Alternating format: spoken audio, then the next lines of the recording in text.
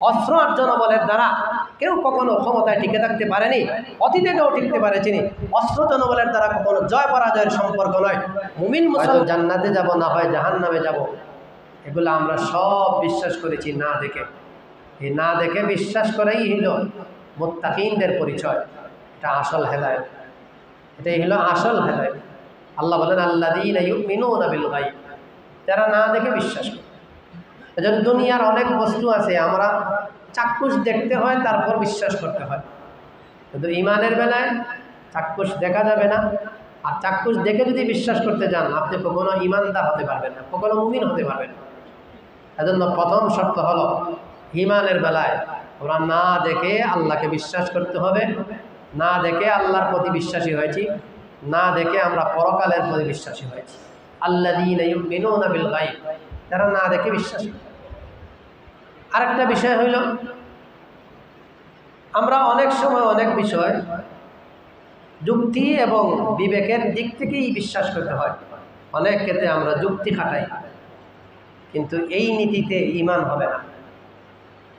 যুক্তির নীতিতে যদি আপনি ঈমান আনতে যান, এই নীতি এর ভিত্তিতে, এই নীতির ভিত্তিতে ঈমান কখনো সঠিক হবে না। বরং ঈমান হলো আল্লাহ আল্লাহ রসুলের কথা মেনে নেওয়া, যুক্তিতে আসুক না আসুক, আমার যুক্তিতে আসুক না আসুক, আমি আল্লাহর কথা মেনে নিব, আল্লাহ রসুলের কথা মেনে নিব। যুক্তিতে ধরলেও মানব, না ধরলেও মেনে নিব, এর নাম হইল ঈমান। এজন্য অনেক বিষয় এমনও আছে আমাদের যুক্তিতে ধরবে না, কিন্তু এগুলো আমাদেরকে মেনে নিতে হবে। এই মেনে নেওয়াটাই হইল ঈমানের পরিচয়। যেমন উলামায়ে কেরাম একটা উদাহরণ তুলে ধরেছেন। কোরআনে কারীমের এক আয়াতে আল্লাহ বলেন, ওয়ালাউ আন্না আহলাল কুরআ আমানু ওয়াত্তাকাউ লাফাতাহনা আলাইহিম বারাকাতিম মিনাস সামাই ওয়াল আরদ। আল্লাহ বলেন, যদি গ্রামের লোকেরা, ওয়ালাউ আন্না আহলাল কুরআ, যদি গ্রামের লোকেরা আমানু ওয়াত্তাকাউ, এরা যদি ঈমান আনে আর তাকওয়া অবলম্বন করে, আল্লাহ বলেন আমি আসমানের বরকত তাদেরকে দান করব, জমিনের বরকত তাদেরকে দান করব। তো ঈমান আর তাকওয়ার সাথে আসমানের বরকত আর জমিনের বরকত, আসমান থেকে বৃষ্টি হবে, জমিন থেকে ফসল হবে। কিন্তু ঈমান আমলের সাথে এর কি সম্পর্ক? ঈমান আমলের সাথে তো যুক্তির দিক থেকে এর কোনো বরকত নেই, এর কোনো ধরনের যোগ সাজস নেই। কিন্তু আমরা বিশ্বাস করি আমি যদি ঈমানদার হই, আমি যদি তাকওয়ার জিন্দেগি হাসিল করি, আল্লাহ জমিন থেকে আমাকে বরকত দান করবেন, আসমান থেকেও আমাকে বরকত দান করবেন। কিন্তু বরকতের বিষয়টা যে ঈমান আমলের সাথে সম্পৃক্ত, বিবেকে ধরে না। কিন্তু আল্লাহ কোরআনে বলেছেন, বাস আমাকে মেনেই নিতে হবে।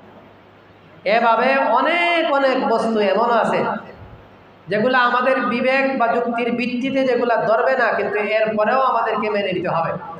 ধরুন ইসলামের প্রথম ইতিহাস, প্রথম যুদ্ধ যে বদর যুদ্ধ সংঘটিত হয়েছিল, আমরা মনে করি এবং বিশ্বাস করি জনবল অস্ত্রবল হলেই জয় হবে। আমার যদি জনবল বেশি থাকে, অস্ত্র থাকে বেশি, তো জনবল অস্ত্র বলেই আমি বিজয়ী হব। এটাই হলো মানুষের দাঁড়ানো, মানুষের বিশ্বাস। কিন্তু আল্লাহ বিভিন্নভাবে প্রমাণিত করেছেন জনবল অস্ত্রবলের দ্বারা মানুষ বিজয় লাভ করতে পারে না। জয় পরাজয় এটা আল্লাহর পক্ষ থেকেই হয়। কিন্তু আমাদের বিশ্বাস কি? ওই যে বাহ্যিক বস্তুতে আমাদের বিশ্বাস, আমার জনবল বেশি আছে, আমার অস্ত্রবল বেশি আছে, আমার এই বাহিনী আছে, আমার সেই বাহিনী আছে, এজন্য আমি জয় লাভ করবই। এটা আমাদের বাহ্যিক বিবেচনা, বাহ্যিক যুক্তি।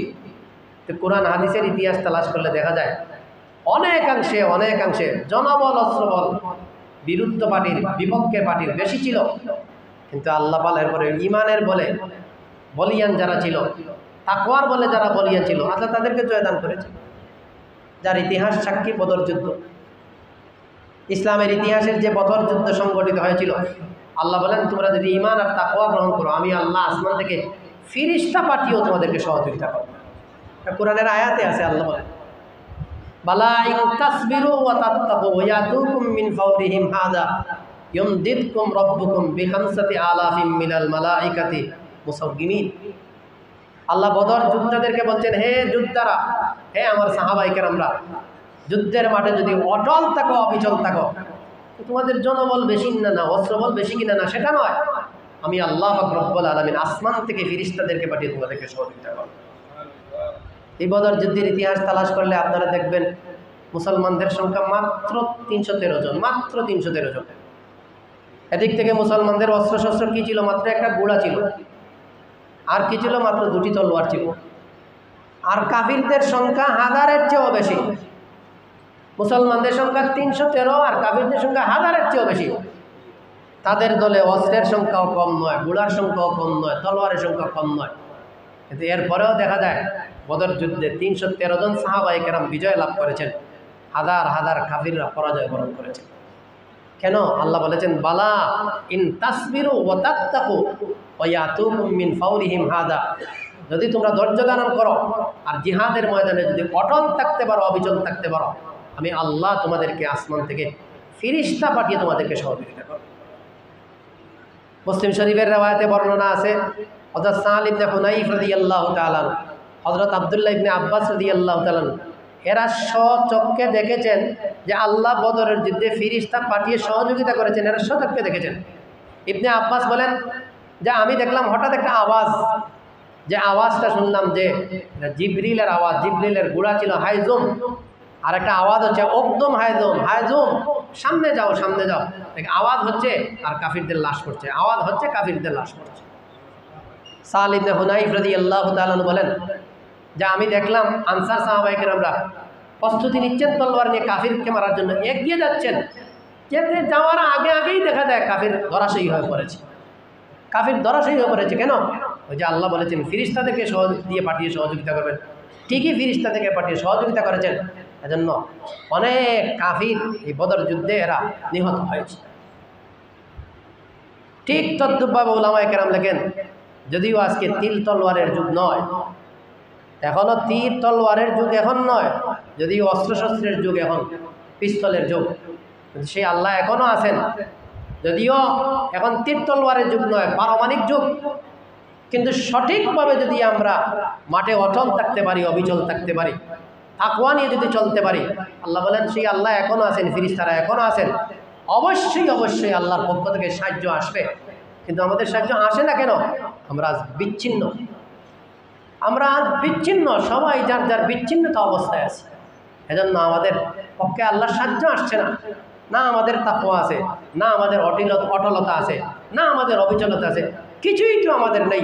আমরা প্রত্যেকে যার যার, এজন্য আল্লাহর পক্ষ থেকে সাহায্য আসছেই। সত্যি সত্যি যদি আমরা ঐক্য হতে পারি, অবশ্যই অবশ্যই যেই তীর কামানের যুগে যেই আল্লাহ ছিলেন, সে আল্লাহ এখনো আছেন। যেই ফিরিস্তারা সেই সময় সহযোগিতা করেছিলেন, সেই ফিরিস্তারা এখনো আছেন। অবশ্যই অবশ্যই আমাদেরকে সহযোগিতা করবেন। কিন্তু আমাদের একটা দরকার, ওয়াতাসিমু বিহাবলিল্লাহি জামিআ, ঐক্যবদ্ধভাবে আল্লাহর দ্বীনকে ধরো। আমরা ঐক্যবদ্ধ নয়, আমরা বিচ্ছিন্ন বিচ্ছিন্ন বিচ্ছিন্ন বিচ্ছিন্ন থাকলে বাঘের আক্রমণ বেশি হয়, আর ঐক্যবদ্ধ থাকলে যত বড় শক্তিশালী বাঘ হোক না কেন, বাঘ কখনো ঐক্যতার প্রাচীর কখনো বাঘ ভঙ্গ করতে পারে না। কাজেই হাজারো হাজারো ইতিহাস আছে, অস্ত্রবল আর জনবলের দ্বারা বিজয় আসে না, বিজয় আসে ঈমান আর তাকওয়ার দ্বারা। দেখুন না ইতিহাস তালাশ করে, হুনাইনের যুদ্ধ, যে যুদ্ধে সাহাবায়ে কেরামের সংখ্যা প্রায় 12,000 ছিল। অতীতে কোনো যুদ্ধে সাহাবায়ে কেরাম মুসলমানদের সংখ্যা এত বেশি ছিল না, কিন্তু কাফিরদের সংখ্যা ছিল প্রায় 20,000। একদিকে 12,000, কাফিরদের সংখ্যা 20,000। ওই সময় কোনো কোনো সাহাবীরা বলছিলেন যে লান নাগলিবাল ইয়াউম মিন কুল্লাতিন, অতীতে অনেক যুদ্ধে আমাদের সংখ্যা কম হওয়ার কারণে হারছি। সাহাবায়ে কেরাম বলেন এবার আমরা হারবো না। এই যে সংখ্যা বেশি অন্যান্য যুদ্ধের তুলনায়, মনের ভিতরে একটা অহংকার এসেছিল। এই অহংকারের কারণে আল্লাহ পাক রব্বুল আলামিন হুনাইন যুদ্ধে প্রাথমিকভাবে সাহাবায়ে কেরামরা পরাজয় বরণ করেছেন। আল্লাহ কোরআনের আয়াতে বলেন, ওয়ায়াউমা হুনাইন ইয আজাবাতকুম কাসরাতুকুম ফালাম তুগনি আনকুম শাইআ ওয়া যাকাত আলাইকুমুল আরদু বিমা রাহুবাত সুম্মা ওয়াল্লাইতুম মুদবিরিন। আল্লাহ বলেন, সাহাবীরা, সংখ্যা বেশি হওয়ার কারণে মনের ভিতরে একটা অহংকার এসেছিল, এজন্য প্রাথমিকভাবে তোমরা পরাজয় বরণ করেছো আর মাঠ থেকে পৃষ্ঠ প্রদর্শন করেছো, অহংকারের ভিতরে অহংকার এসে যাওয়ার কারণে। পরবর্তীতে এক সাহাবী যখন বললেন মাঠে গিয়ে, হে সাহাবীরা আসো আসো, রসুল তো যুদ্ধের ময়দানে আছেন, ইবনে আব্বাসের সেই আওয়াজ শুনে চতুর্দিক থেকে সাহাবায়ে কেরামরা আবার ঐক্যবদ্ধ হয়ে মাঠে জিহাদ শুরু করলেন। দেখা যায় হুনাইনের পরবর্তীতে প্রাথমিকভাবে বিজয় পরাজিত হলেও শেষ পর্যায়ে হুনাইনের যুদ্ধে বিজয় এসেছে। সাহাবায়ে কেরামরা নিজের ভুল বুঝতে পেরেছেন যে বিজয় জয় পরাজয় এটা কখনো অস্ত্র আর জনবলের উপর নয়। এটা অতীতের ইতিহাস বারবার প্রমাণ করেছে, অস্ত্র আর জনবলের দ্বারা কেউ কখনো ক্ষমতায় টিকে থাকতে পারেনি, অতীতে কেউ টিকতে পারেনি। অস্ত্র জনবলের দ্বারা কখনো জয় পরাজয়ের সম্পর্ক নয়। মুমিন